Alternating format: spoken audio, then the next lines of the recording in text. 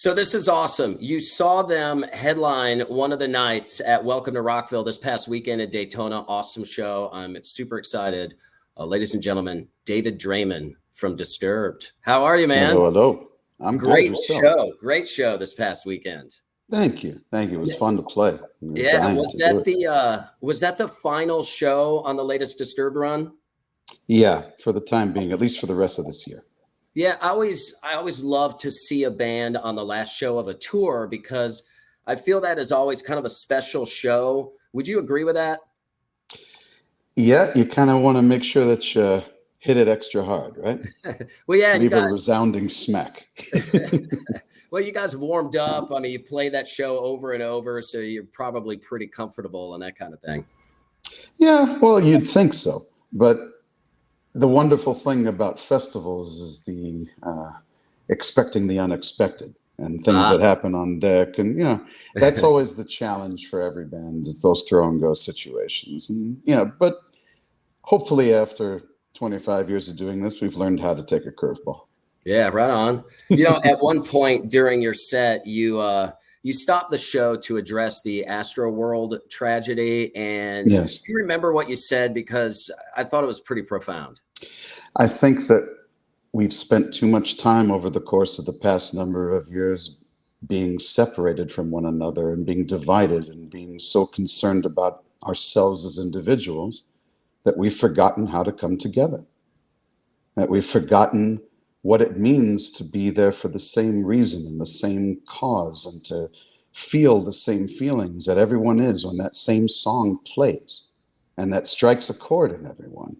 And the whole mentality, this predatory mentality, this mentality of only caring for yourself, of trying to take what you can get whenever opportunity presents itself, to not specifically look out for others, to not specifically look out to try and shelter those who are weaker than you, to look out for those who aren't as strong as you are.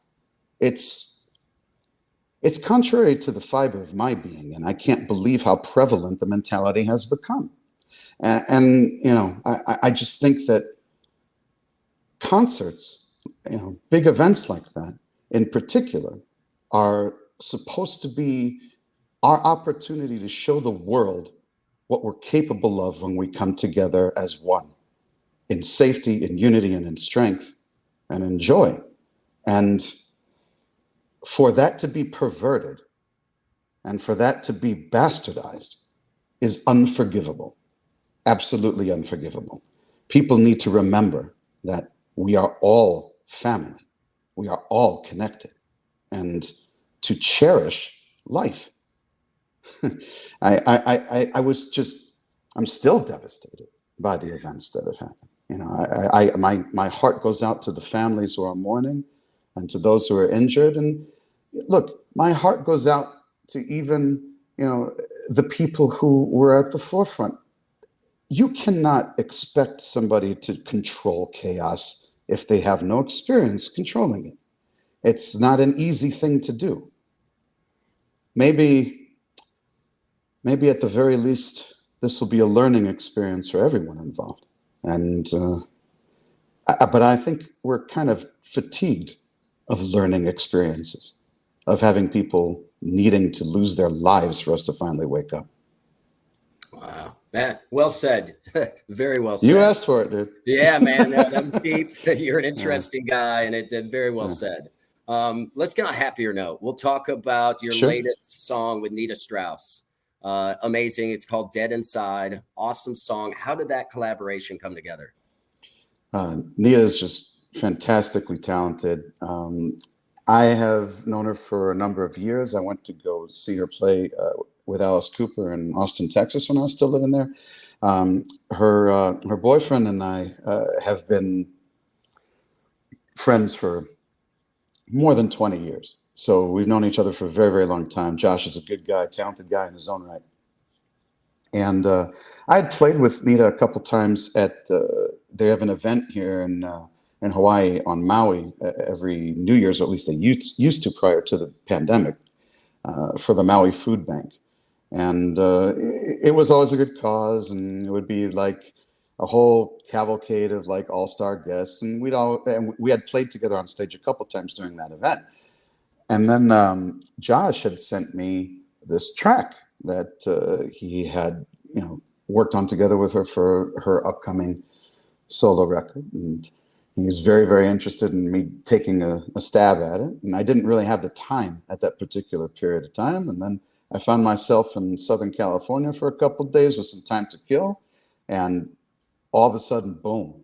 It was like fire. The song came together literally within like 48 hours. We were tracking it that very next week.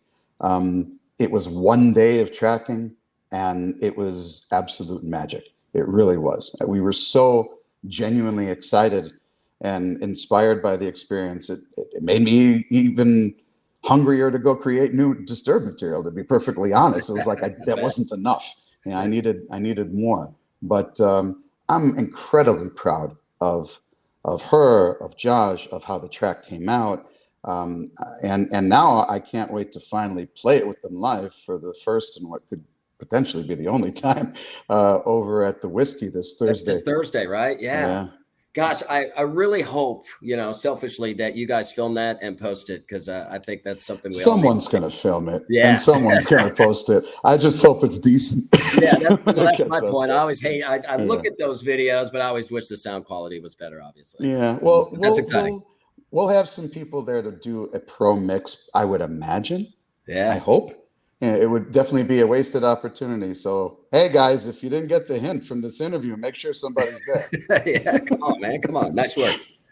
So you mentioned you're now itching, for lack of a better term, to get started or to finish some new music with Disturbed. Oh, it's on.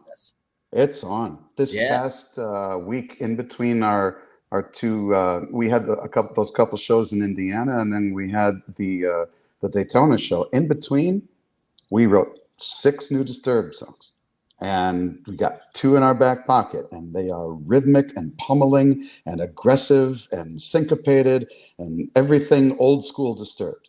And it was so much fun to go back to where we started and just kind of re-embrace that anthemic ferocity. It was really, really cool. We're on fire right now. In fact, we're so inspired that we're even having some more writing going on this next weekend. So we're very, very much beyond excited. We'll probably start tracking this thing sometime after the new year.